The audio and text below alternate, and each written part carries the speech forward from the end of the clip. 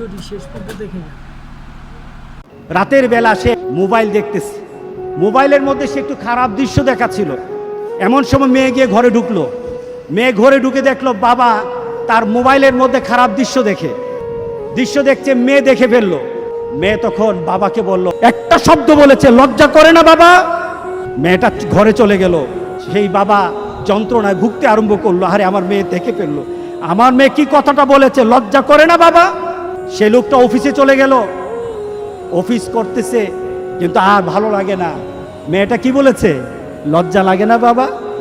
কিন্তু মেয়েটার যন্ত্রণায় সে হার্ট ফিল করলো। মেয়েটা এরপরে মারা গেল। বাবা যখন বাড়িতে ফিরে আসলো, বাবার মাথাটা নোয়া, লজ্জিত একটা মুখ।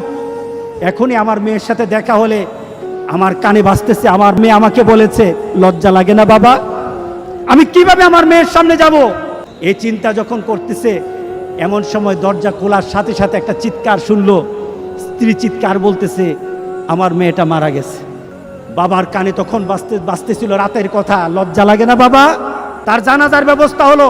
মেয়েটাকে যখন কবরের মধ্যে দাফন করে দেয়, কবরের মধ্যে রাখা অবস্থায় বাবা চিৎকার করার কথা ছিল, বাবা চিৎকার করে নাই, বাবা হেসে দিয়েছে। তাকে জিজ্ঞাসা করলো, তুমি হাসছো কেন? আমার মেয়েটা চলে গেছে, আমার কলিজার টুকরাটা চলে গেছে, কিন্তু আমার জীবনের মধ্যে একটা আঘাত দিয়ে পরিবর্তন করে গেছে।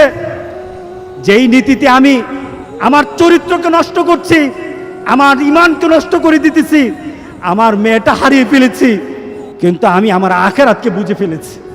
আজকে সমাজের যারা প্রিভেন্টিভ করছেন না, আপনি চিন্তা করছেন আপনার মেয়েটা কিন্তু একদিন আপনার জন্য বিপদ হয়ে যাবে।